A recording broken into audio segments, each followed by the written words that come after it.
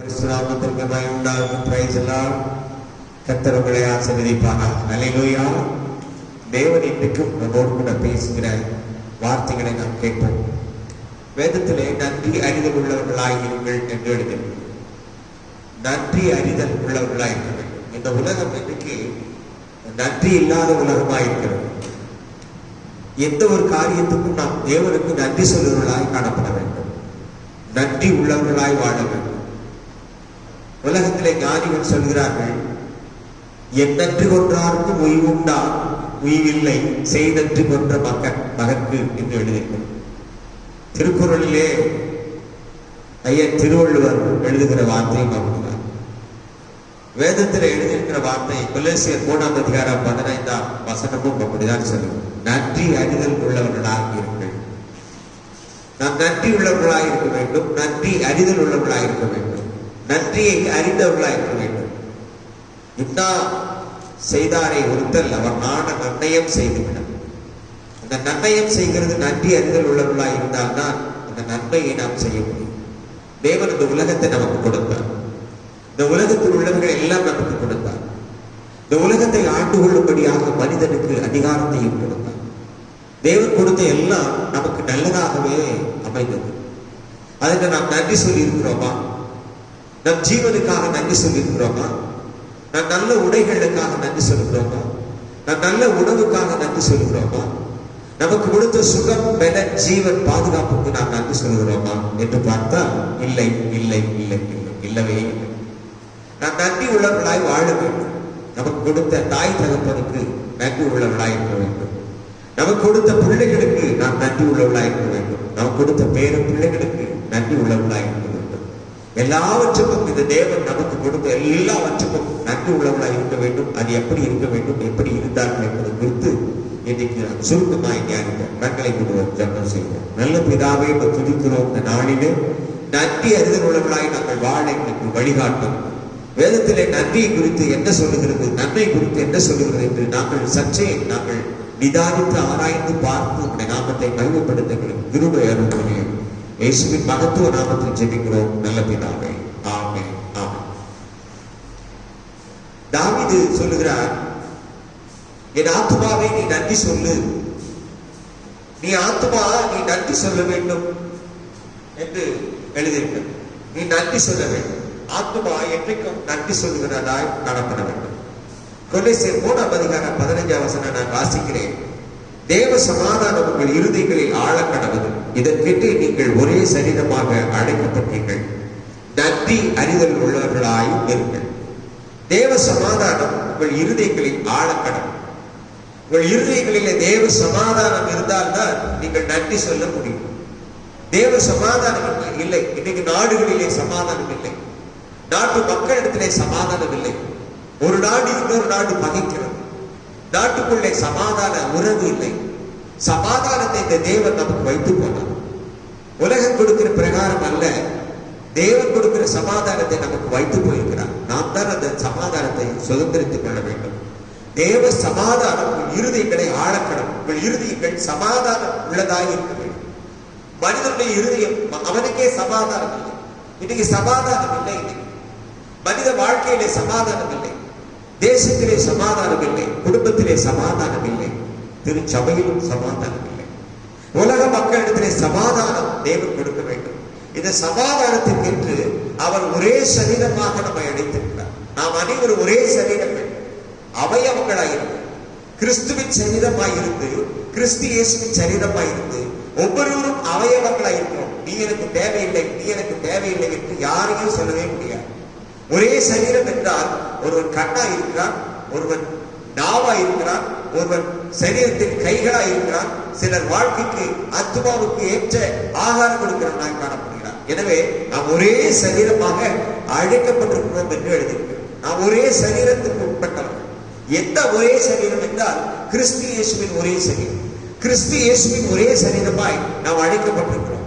அதனாலே நாம் நன்றி அறிதல் உள்ளவர்களாய், மனிதனிடத்திலே நன்றி அறிதல் உள்ளவர்களாய் இருக்க வேண்டும். நன்றி கெட்டவர்களாய், நன்றி கொன்றவர்களாய் வாழவே கூடாது. நன்றி உள்ளவர்களாய் வாழ வேண்டும்.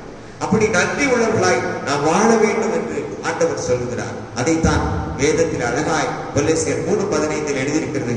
நன்றி அறிதல் உள்ளவர்களுமாய் இருங்கள். நன்றி அறிதல் உள்ளவர்களுமாய் இருங்கள். எல்லாவற்றுக்கும் நீங்கள் நன்றி சொல்ல வேண்டும். இந்த உலகத்தில் எல்லாம் ஆண்டவர் நமக்கு கொடுத்திருக்கிற எல்லாவற்றுக்கும் நாம் நன்றி சொல்ல கடமைப்பட்டிருக்கிறோம். அந்த நன்றியை தேவன் எதிர்பார்க்கவில்லை. ஆனால் நாம் நன்றி சொல்லும் பொழுது அந்த நன்றியை அவர் ஏற்றுக்கொள்கிறார். அந்த நன்றியை அறிகிறார். அந்த நன்றியை அறிந்தவர் தேவனாயிருக்கிறார். அந்த நன்றிக்கேற்ற நன்மைகளை நமக்கு செய்து கொண்டே இருப்பார். நமக்கு கொடுத்த வீடு வாசல், நமக்கு கொடுத்த ஜீவ நாட்கள் எல்லாவற்றுக்கும் நாம் நன்றி சொல்ல வேண்டும். நன்றி மறந்தவர்களாய் வாழக்கூடாது. இயேசுவை ஆண்டவராக ஏற்றுக்கொண்டவர்கள் ஒரே சரீரமாய் அழைக்கப்பட்டவர்கள் என்ற உணர்வும் நன்றி உள்ளவர்களுமாய் நாம் வாழ வேண்டும். இவன் எனக்கு தேவையில்லை, அவன் எனக்கு தேவையில்லை, அவனுடைய தயவு எனக்கு தேவையில்லை என்று ஒரு பொழுது நாம் சொல்லக்கூடாது. ஏனென்றால் தேவன் உண்டாக்குகிறார். அதிகாரம் தேவனிடத்திற்கு வருகிறது. அதிகாரிகளை தேவன் நமக்கு நியமித்து கொடுக்கிறார். ஆளுகையும் அதிகாரம் கர்த்தர் கொடாவிட்டால் ஒருவனும் அதை சுயமாய் பெற்றுக்கொள்ளவே முடியாது. கொலோசியர் 3:17 சொல்லுகிறது, வார்த்தையினாலாவது கிரியைகளினாலாவது நீங்கள் எதை செய்தாலும் அதையெல்லாம் கர்த்தராகிய இயேசுவின் நாமத்தினாலே செய்து அவர் முன்னிலையாகிய பிதாவாகிய தேவனை நீங்கள் ஸ்தோத்திரியுங்கள் என்று எழுதி, நீங்கள் எல்லாவற்றுக்கும் ஸ்தோத்திரம் பண்ணுங்கள். முன்னிலையாகிய தேவனுக்கு முன்பாக நீங்கள் ஸ்தோத்திரம் பண்ண கடவர்கள் என்று எழுதியிருக்கிறது. சங்கீதம் 103:22 எழுதியிருக்கிறது, கர்த்தர் ஆளுகிற எவ்விடத்திலும் உள்ள அவருடைய சகல கிரியைகளே அவரை ஸ்தோத்திரிங்கள். என் ஆத்துமாவே கர்த்தரை ஸ்தோத்திரி. ஆத்துமாவை குறித்து தாவீது அதிகமாக எழுதியிருக்கிறார். சங்கீதம் 150 சங்கீதங்களிலே நீங்கள் பார்க்கும் பொழுது அதில் எல்லா சங்கீதங்களிலும் என் ஆத்துமாவே, என் ஆத்துமாவே, என் ஆத்துமாவே நீ நன்றி சொல்லு, என் ஆத்துமாவே நீ நன்றி உள்ளவனாகிரு, என் ஆத்துமாவே நீ நன்றி மறந்து போகாதே, என் ஆத்துமாவே, என் முழு உள்ளமே, என் முழு பலனே நீ அவரிடத்திலே நன்றி உள்ளவனாயிரு என்று அந்த தாவீதின் சங்கீதங்கள் அனைத்திலும் எழுதப்பட்டிருக்கிறது. 21 வசனம் 103:21, கர்த்தருக்கு பிரியமான செய்து அவர் அவருடைய பதிவிடைக்காரராக இருக்கிற அவருடைய சர்வ சேனைகளை அவரை ஸ்தோத்திரியுங்கள். சர்வ சேனைகளாக தூதர்களை நீங்கள் அவரை ஸ்தோத்திரியுங்கள். சர்வ சேனைகள் பணிவிடை செய்கிற ஆவிகளே நீங்கள் கர்த்தரை ஸ்தோத்திரியுங்கள். பணிவிடை செய்கிற ஆவிகளுக்கும் நீங்கள் கர்த்தரை ஸ்தோத்திரியுங்கள். ஸ்தோத்திரம் என்றால் ஆண்டவருக்கு நன்றி அறிதல் உள்ளவர்களாய் இருக்க வேண்டும் என்பதற்கு தான் அது நன்றி ஸ்தோத்திரம். பிரைஸ் தி லார்ட் என்றால் தேவனுக்கு மகிமை. என்னையும் பார்க்க வைத்ததற்கு தேவனுக்கு மகிமை. இந்த உலகத்தை தேவன் கொடுத்தது மகிமை என்றெல்லாம் சொல்ல வேண்டும். ஆரம்ப நாட்கள் விசுவாசிகள் எல்லாம் எப்பொழுது யாரை பார்த்தாலும் சும்மா கூட அவர்கள் கர்த்தருக்கு ஸ்தோத்திரம், கர்த்தருக்கு ஸ்தோத்திரம் என்று சொல்லிக் கொண்டிருப்பார்கள். எப்பொழுதும் நன்றி சொல்லுவதாய் காணப்படுவார்கள். அவருடைய வாழ்க்கையை நீங்கள் எதிர்பார்த்து பாருங்கள். அவருடைய வாழ்க்கையை நீங்கள் நன்றாய் ஆராய்ந்து பாருங்கள். அவருடைய வாழ்க்கையில எல்லாமே அவர்களுக்கு நன்மையாக நடக்கும். வாழ்க்கையில எல்லாம் தீமையா இருந்ததுக்கு ஒரு காரணம் நாம் நன்றி இல்லாமல் இருக்கிறதுனாலேதான் தீமைகளை நமக்கு அனுமதிக்கிறார். இந்த நாட்களிலே உலகம் முழுவதுமாய் எதிர்பார்க்கிற ஒரு காரியம் என்ன என்றால், நான் நல்லா இருக்கணும், எனக்கு வியாதி வரக்கூடாது, எனக்கு பலவீனம் வரக்கூடாது, எனக்கு கொரோனா வந்துடக்கூடாது, என்னையோ குடும்பத்தையோ வைரஸ் தாக்கிடக்கூடாது என்று நினைக்கிறோம். ஆனால் நாம் நன்றி உள்ளவர்களாய் இருந்தால் தேவன் நம்மை பாதுகாக்கிறார். எகிப்தில் இருக்கிற வியாதிகள் ஒன்று வராமல் நம்மை பாதுகாக்கிறார். நம்மை ஆராய்ந்து பார்க்கிறார், நம்மை பாதுகாக்கிறார். பூமி உள்ளவர்கள் எல்லாம் மேலானவர்களின் நாடுகள். ஏனென்றால் நீங்கள் மரித்தீர்கள், கிறிஸ்துவனுடைய ஜீவன் உங்களுக்குள்ளே காணப்படுகிறது என்று எழுதப்பட்டிருக்கிறது. கொலோசியர் 3:1-2-3 வசனங்களை நீங்கள் வாசித்து பார்த்தால் அங்கே எழுதியிருக்கிறது. 24 வசனம், எதை செய்தாலும் மனுஷனுக்கென்று செய்யாமல் கர்த்தருக்கென்று மனப்பூர்வமாய் செய்யுங்கள். அநியாயம் செய்கிறவன் தான் செய்ய அநியாயத்துக்கு ஏற்ற பலனை அடைவான். பட்சமாக அநியாயம் செய்கிறவன் அநியாயம் செய்து கொண்டே இருக்கிறான், நன்மை செய்கிறவன் நன்மை செய்து கொண்டே இருக்கிறான். ஆண்டவருக்கு ஏற்ற பலனை நன்றி உள்ளவர்களாய் ஒரே சரீரமாய் அழைக்கப்பட்டவர்கள் என்ற உணர்வோடு நாம் நடந்து கொள்ள வேண்டும். லூக்கா 17:10 எழுதியிருக்கிறது, நீங்களும் உங்களுக்கு கட்டளையிட்ட யாவற்றையும் செய்த பின்பு நாங்கள் அப்பிரயோஜனமான ஊழியக்காரர் செய்ய வேண்டிய கடமைகளை மாத்திரம் செய்தோம் என்று சொல்லுங்கள் என்றார். சுவிசேஷத்தை நாம் அறிவிக்க வேண்டியது நம்முடைய கடமை மாத்திரம். அங்கே ஒரு உதாரணத்தை ஆண்டவர் சொல்கிறார். ஒரு வேலைக்காரன் வயலிலே வேலை செய்து வருகிறான். வந்த உடனே முதலாளியானவன் அவனை பார்த்து அவனுக்கு உபசரணம் செய்ய வேண்டாம். முதல்ல எனக்கு சாப்பாடு கொண்டு கொடு, நான் சாப்பிட்ட பிற்பாடு நீ போய் சாப்பிடலாம், எனக்கு செய்ய வேண்டிய நீ கடமையை செய்ய என்று அந்த வேலைக்காரத்திலே வேலையை வாங்குவான்.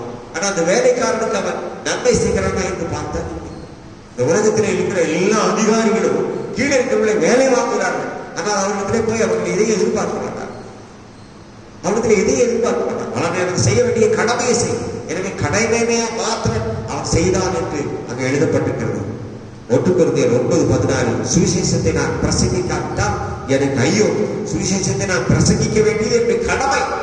இன்னைக்கு கடமைக்காக ஆகிலும் அதை செய்தார். 17ஆம் வசனம் தான் சொல்லுது, நான் உற்சாகமாய் அப்படி செய்தால் எனக்கு பலன் உண்டு, உற்சாகம் இல்லாதவனாய் செய்தாலும் உக்ரானத்துவ உத்தியோகம் எனக்கு உபயோகிக்கப்பட்டது. எனக்கு உத்தியோகம் கொடுக்கப்பட்டிருக்கிறது. எனவே அந்த உத்தியோகத்திலே நான் உண்மையா இருக்கிறேன். அந்த உத்தியோகத்திலே நன்மையா இருக்கிறேன். உங்களுக்கு இந்த உலகத்திலே கொடுத்திருக்கிற வேலை, பதவி, பட்டம் எல்லாவற்றிலும் நீங்கள் உண்மையா இருக்க வேண்டும்.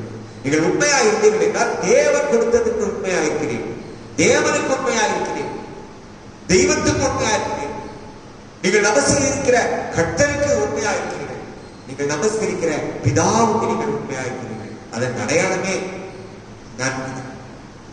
சுவிசேஷத்தை சொல்லாதே, சுவிசேஷத்தை பிரசங்கிக்காதே என்று அநேக தடைகள் பண்ணினார். ஆனால் அவர் சொல்லிக் கொண்டே இருந்தார். ஏன் இவ்வளவு நெருக்கம் இருந்தாலும் சொல்லிக் கொண்டிருக்கிறார்? கிறிஸ்துவை நன்மை சொல்லிக் கொண்டிருக்கிறார். ஏன் என்றால் ஆதி அப்போஸ்தலர் காலங்களில் அப்படிதான் செய்தார். தன் ஜீவனை விட அவருக்கு சாட்சியாய் வாழ வேண்டும், அவரை பற்றி சொல்ல வேண்டும் என்று அவர்கள், அதுதான் நன்மைக்கு அடையாளம். அவர்கள் செய்த, தேவன் செய்த எல்லா நன்மைகளுக்கும் பாதாளம் போக விடாமல் பரலோகத்துக்கு நம்மை தகுதிப்படுத்தினாரே, நம்மை அழைத்திருக்கிறாரே, ஒரே சரீரமாக, ஒரே தேவனாக, ஒரே பிள்ளைகளாக, ஒரே குல மக்களாக பாகுபாடு இல்லாமல் நம்மை அழைத்திருக்கிறாரே என்று அந்த நன்றி கடனுக்காக இயேசுவை பறைசாற்றினார், கிறிஸ்துவை பிரசங்கித்தார். லூக்கா 17ஆம் அதிகாரம் 12ஆம் வசனத்திலிருந்து 19 வரைக்கும் நீங்கள் வாசித்து பார்த்தால் அங்கு ஒரு சம்பவம் எழுதியிருக்கிறது.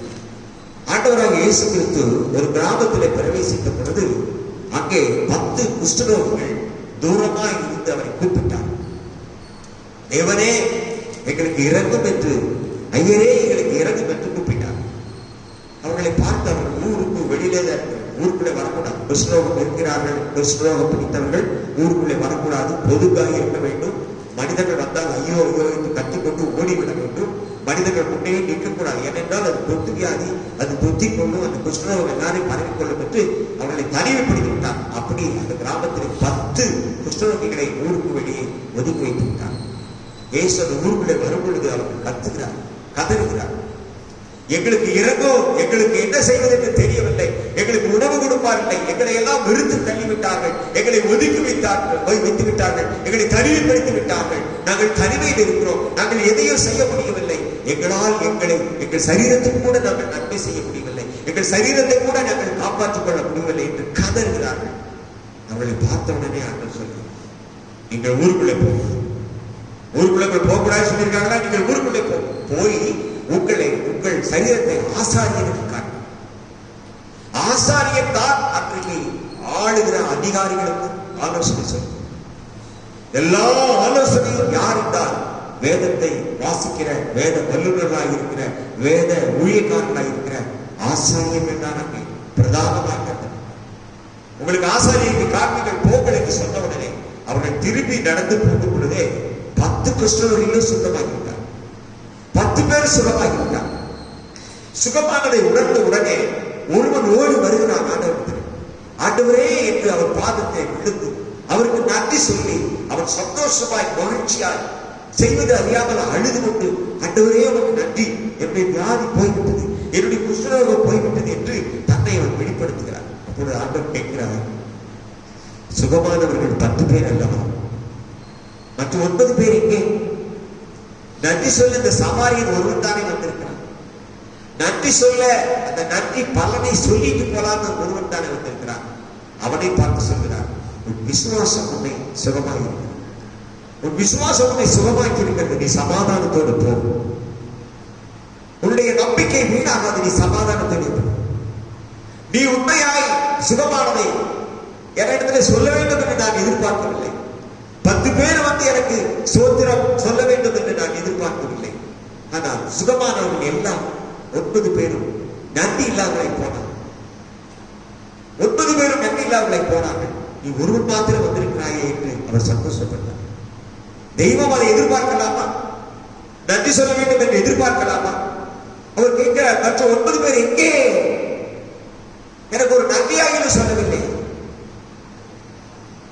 நமக்கு யாராவது உதவி செஞ்சிட்டோம்னா அவங்க அமைதியா போனாங்கன்னு நான் சொல்லுவேன், நன்றி கேட்டான், நன்றி கூட சொல்லாம ஒரு தேங்க்ஸ் கூட சொல்லாம போறாங்க என்று நான் மனதுக்குள்ளே நினைத்துக் கொள்வேன். எதிர்பார்ப்பதில்லை நான், ஆனால் மனதுக்குள்ளே நினைத்துக் கொள்வேன். அதே போலதான் தெய்வம் எதிர்பார்ப்பு. சுகமானவர்கள் 10 பேர், நன்றி உள்ளவன் ஒருவன். நன்றி உள்ளவன் ஒருவன் தான். அந்த ஒருவனுக்காக அந்த 9 பேரையும் அவர் ஆசீர்வதித்தார். மறுபடியும் அந்த வியாதி அவனுக்கு வராமல் காக்கிறார். தேவனுக்கு நன்றி சொல்லணுமா? கடவுள் தானே செய்தார், அவருடைய கடமையாச்சே, அவருக்கு எதுக்கு நம்ம நன்றி சொல்ல வேண்டும் நினைக்க கூடாது. அவருக்கு நன்றி சொல்லுது.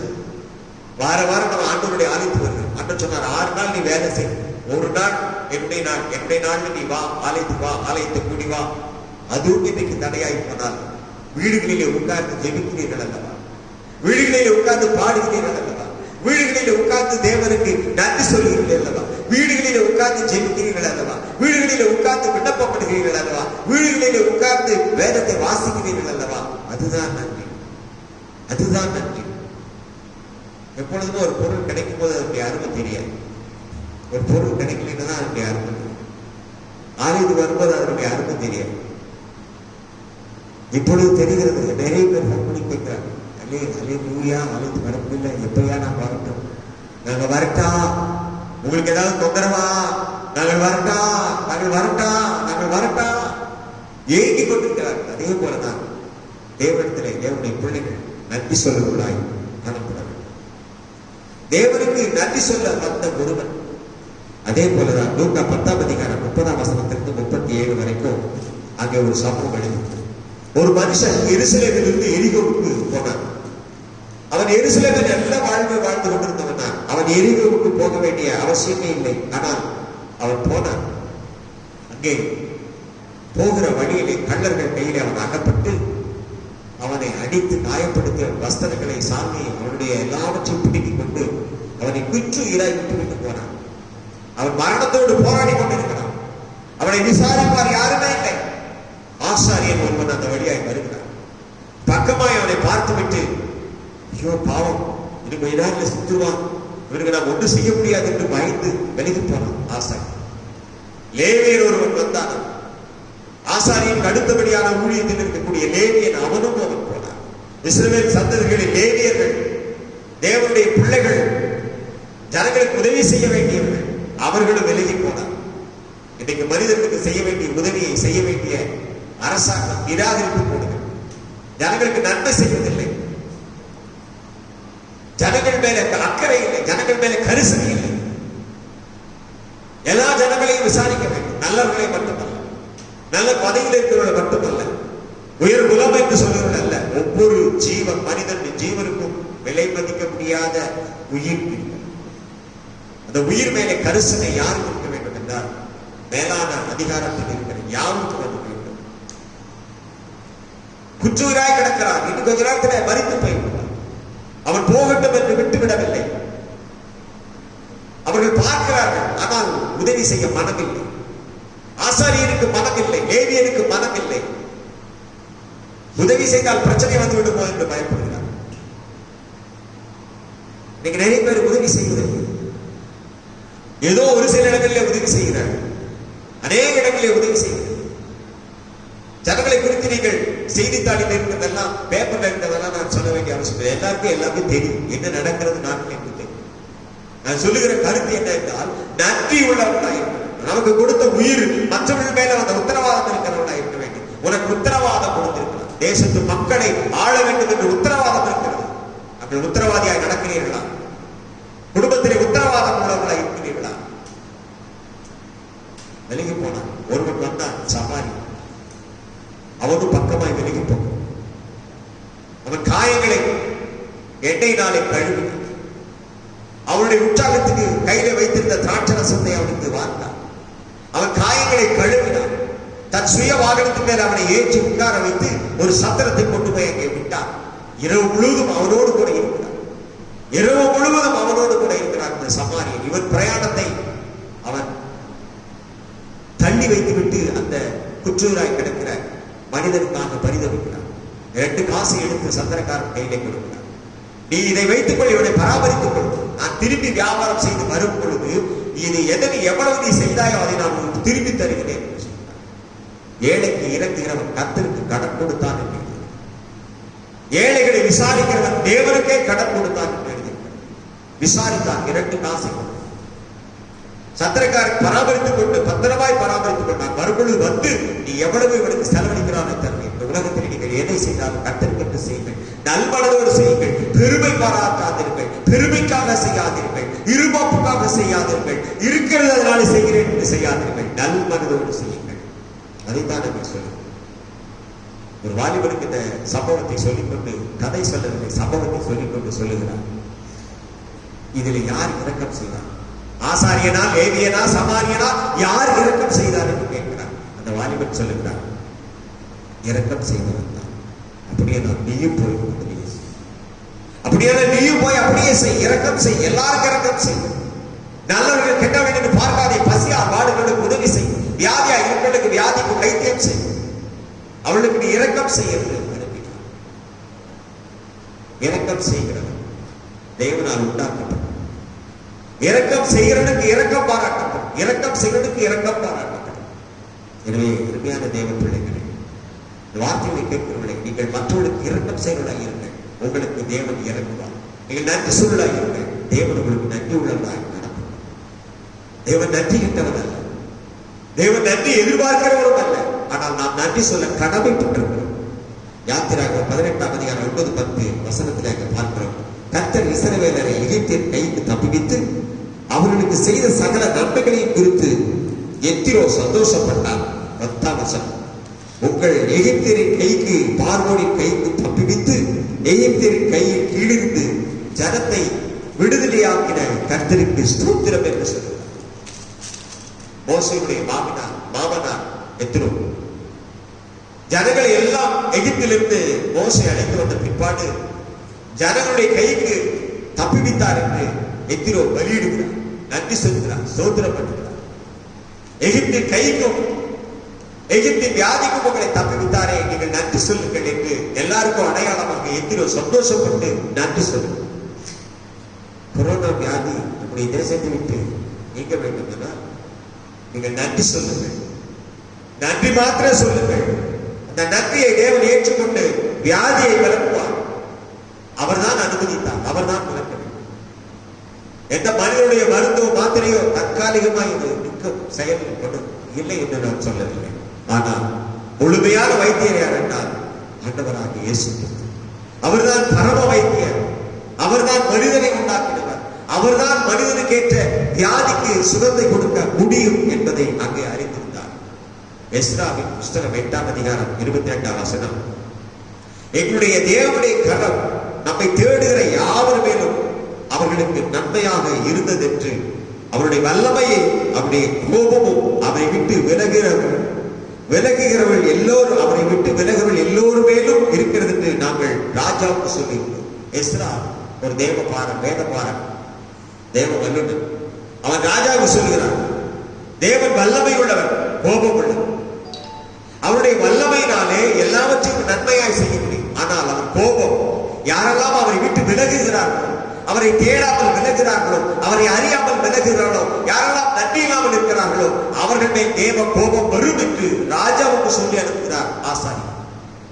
ராஜா நாட்டில் வருகிற பிரச்சனைக்கு தீர்வு யாரிடத்திலே கேட்க வேண்டும் என்றால் எஸ்ராவிடத்திலே போய், தேவனுடைய ஊழியக்காரத்திலே போய் கேட்க வேண்டும். அதுதான் அந்த காலத்திலே நடந்தது. இன்றைக்கும் அப்படிதான் நடக்க வேண்டும், ஆனால் நடப்பதில்லை. ஊழியக்காரனை, ஆசாரியனை யாரும் மதிப்பதில்லை, தேடுவதில்லை. ஏனென்றால் அவர்களுக்கு அவருடைய அன்பு தெரியவில்லை, அவருடைய மதிப்பு தெரியவில்லை. எஸ்ரா சொல்லுகிறார், அவர்களுக்காக நாங்கள் உபவாசம் பண்ணி தேவனை தேடினோம், அவர் அங்கே சுகமாக்கினார். சங்கீதம் 23:3 சொல்கிறது, என் ஆத்துமாவே நீ தேவனை ஸ்தோத்திரி, அவர் நீதியின் பாதையிலே என்னை நடத்துவார். என் ஆத்துமாவை அவர் தேற்றி தம்முடைய நாமத்தின் நிமித்தம் என்னை நீதியின் பாதைகளிலே நடத்துவார். நீதியின் பாதைகளிலே, நல்ல பாதைகளிலே அவர் நடத்துவார் என்று எழுதுகிறது. சங்கீதம் 34:10, சிங்கக்குட்டிகள் தாட்சி அடைந்து பட்டினியாய் கிடக்கும், கர்த்தரை தேடுகிறவர்களுக்கோ ஒரு நன்மையும் குறைபடாது என்று எழுதுகிறது. நீங்கள் கர்த்தரை தேடினால் நன்மை குறைவில்லாமல் இருக்கும். அப்ப நன்றி சொல்றது என்ன கஷ்டம்? நன்றி சொல்லுங்க, நீங்கள் தேடுங்கள் கர்த்தரை. சிங்கக்குட்டிகள், வனாந்தரத்தில் இருக்க சிங்கக்குட்டிகள், அந்த சிங்கக்குட்டிகளுக்கு பசியை என்ன என்று தெரியாமல் வளர்க்கும். அதனுடைய தாய் சிங்கம், சிங்கத்துக்கு குட்டிக்கு எப்பொழுது பசிக்கிறதோ அது பசிக்கிறதுக்கு முன்னாடியே அதற்கு உணவு கொடுக்கும். பசிக்க அழுக விடாமல் கதற விடாமல். அதுதான் வேதம் சொல்லுகிறது. சிங்க குட்டிகள் தாழ்ச்சியடைந்து அது கூட பட்டினியாய் கிடக்கும். ஆனால் கர்த்தரை தேடுவதற்கு ஒரு நன்மையும் குறைபடாது. நீங்க கர்த்தரை தேடும். கர்த்தரை தேடாதவருமே தேவ கோபம் வரும். கர்த்தரை தேடுகிறவருடைய வல்லமை வரும். அதுதான் எஸ்தராவுக்கு சொல்லுங்க. நீங்கள் கர்த்தரை தேடினால் வல்லமை வரும். நன்றி சொன்னால் வல்லமை வரும். நன்றி உள்ளவர்களாய் வாழ்ந்தால் ஆண்டவருடைய வல்லமை அதிகமாய் கிடைக்கும். எனவே நன்றி அறிதல் உள்ளவர்களாய் இருங்கள். கலாத்தியர் 6ஆம் அதிகாரம் 9ஆம் வசனம். நன்மை செய்கிறதில் சோர்ந்து போகாதிருங்கள். நாம் சோர்ந்து போகாமல் இருப்போமையானால், நாங்கள் தளர்ந்து போகாமல் இருப்போமையானால் ஏற்ற காலத்திலே அறுப்போம் என்று. எனவே இது அறுவடையின் காலம். ஏற்ற காலத்திலே நன்மைகள் பெற்றுக்கொள்ள வேண்டும் என்றால் கலாத்தியர் 6:9 எழுதியிருக்க சோர்ந்து போகாதீர்கள். நன்மையை செய்வதற்கு சோர்ந்து போகாதீர்கள். கடைசியாக 3 யோவான் 16ஆம் வசனம். பிரியமானவனே, நீ தீமையை பின்பற்றாமல் நன்மையை பின்பற்று. நன்மை செய்கிறவன் தேவனால் உண்டாகிறான், தீமை செய்கிறவன் தேவனை காண்பதே இல்லை என்று. தீமை செய்கிறவன் அவனை காண்பதே இல்லை. தீமை செய்கிறவன் தேவனை காண்பதே இல்லை, காணவே முடியாது. அவனுக்கு தீமைதான் செய்ய முடியும். தீமை செய்கிறவர்கள் இந்த நாட்டிலே தேவன் கண்டுகொண்டிருக்கிறார். கர்த்தருக்கு கண்ணில்லையா என்று கேட்காதீங்க. கர்த்தர் பார்த்து கொண்டிருக்கிறார். அரசன் அன்று கொள்வான், தெய்வம் விற்று கொள்ளும் என்று சொல்கிறார். தெய்வம் பார்த்து கொண்டுதான் இருப்பார். மனம் திரும்புகிறாயா, நீ டிரான்ஸ்பர்மேஷன் ஆகிறாயா, நீ நன்றி சொல்லுகிறாயா, எதிர்பார்த்து கொண்டிருக்கிறார். அவர் எதிர்பார்க்கிற தேவன். சங்கீதம் 37:4 கர்த்தரை நம்பி நன்மை செய், தேசத்தில் குடியிருந்து சத்தியத்தை மெய்து கொள்ளும் என்று எழுதினார். சங்கீதம் 37:3. நீ தேசத்திலே குடியிரு, நன்மையை தேடு, நன்மையை சுதந்திரி, நன்மையை மெய்து கொள், நன்மை செய். யாரை நம்பி நன்மை செய்? தேவனை நம்பி நன்மை செய். நாம் செய்தால் திருப்பி செய்வார்களா என்று எதிர்பார்த்து செய்யாது. நாம் கஷ்டத்துக்கு உதவி செய்தால் நம்முடைய கஷ்டத்துக்கு அவர்கள் உதவி செய்வார்கள் என்று எதிர்பார்த்து செய்யாதே. எதிர்பாராமல் செய். அதுதான் உண்மைப்படுத்த கடமை. அதுதான் நன்றி. எனவே நீங்கள் நன்றி அறிவுள்ளாய். தன்னை வெப்பம் செய்ய ஒரு பாடல் அழகாக பாடி, ஆத்துமாவே நன்றி சொல்லு, முழு உள்ளத்தோடு கர்த்தர் செய்த நன்மைகளை ஒரு நாளும் மறவாதே. கர்த்தர் செய்த நன்மைகளை ஒரு நாளும் மறவாதே. ஆத்துமாவே நன்றி சொல்லு,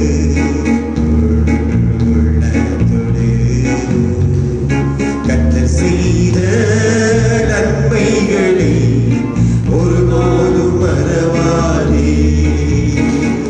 கர்த்தர் செய்த நன்மைகளை ஒரு நாளும் மறவாதே. குற்றங்களை மன்னித்தாரே, நோய்களை நீக்கினாரே. குற்றங்களை மன்னித்தாரே, நோய்களை நீக்கினாரே. படுவில் மீட்டாரே, ஜீவனை மீட்டாரே. படுகொழியில் நின்று மீட்டாரே, ஜீவனை மீட்டாரே. ஆத்துமாவே நன்றி சொல்லு, உள்ளத்தோடு. ஆத்துமாவே நன்றி சொல்லு,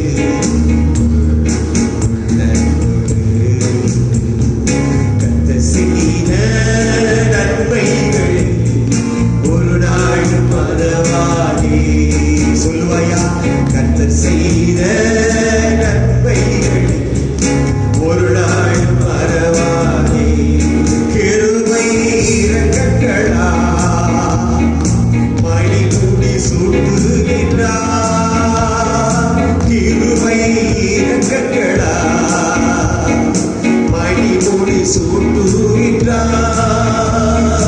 வாழ்நாளெல்லாம் நன்மைகளா திருப்பி ஆக்குகிறார்.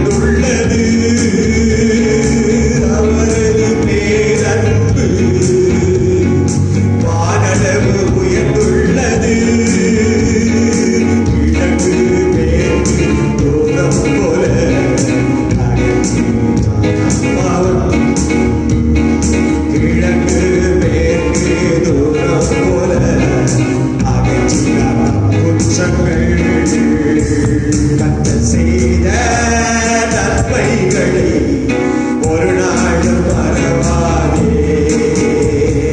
கர்த்தர் செய்த நன்மைகளை ஒரு நாளும் மறவாதே, ஒருபோதும் மறவாதே. அழகாக அனுபவத்தோடு தன்னை பெர்மன் செய்ய அவர்கள் பாடியிருக்கிறார்.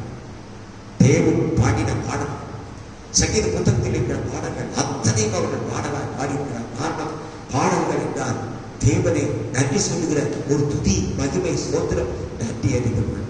கண்களை கொண்டு சமம் நீங்களும் நன்றி அறிவுள்ளவர்களாயிருங்கள். ஒரே சரீரமாய் தேவன் அளித்திருக்கிறார்.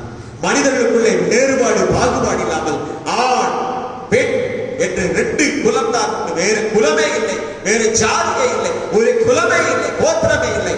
எல்லாம் தேவனுடைய சரீரங்களாய் இருக்கிறோம். நாம் ஆண்களாய் பெண்களாய் அழைக்கப்பட்டது தேவனுடைய சரீரங்களாய் தேவன் அழைத்திருக்கிறார். காரணம், நன்றி அறிவுள்ளவர்களாய் நடந்து கொள்ளுங்கள். எப்பொழுதும் நீங்கள் நன்றி உள்ளவர்களாயிருங்கள்.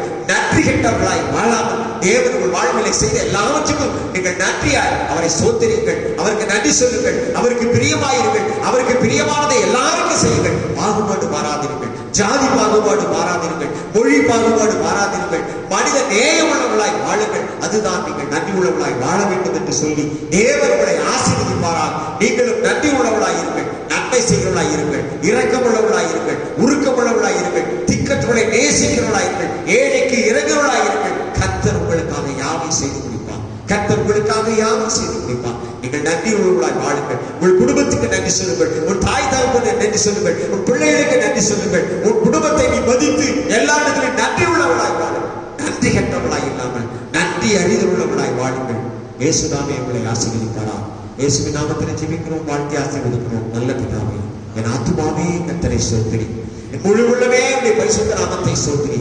என் ஆத்துமாவே கர்த்தரை ஸ்தோத்திரி. கர்த்தர் செய்த நன்மைகளை மறவாதே. ஆண்டவராகிய இயேசுவின் கிருபை, பிதாவாகிய தேவனுடைய அன்பும் பரிசுத்தாவினுடைய அன்பின் அந்யோன்ய ஐக்கியம் சமாதானம் உங்கள் இருதயங்களை ஆளக்கணும். உங்கள் இருதயங்களை ஆளக்கணும். ஆமென்.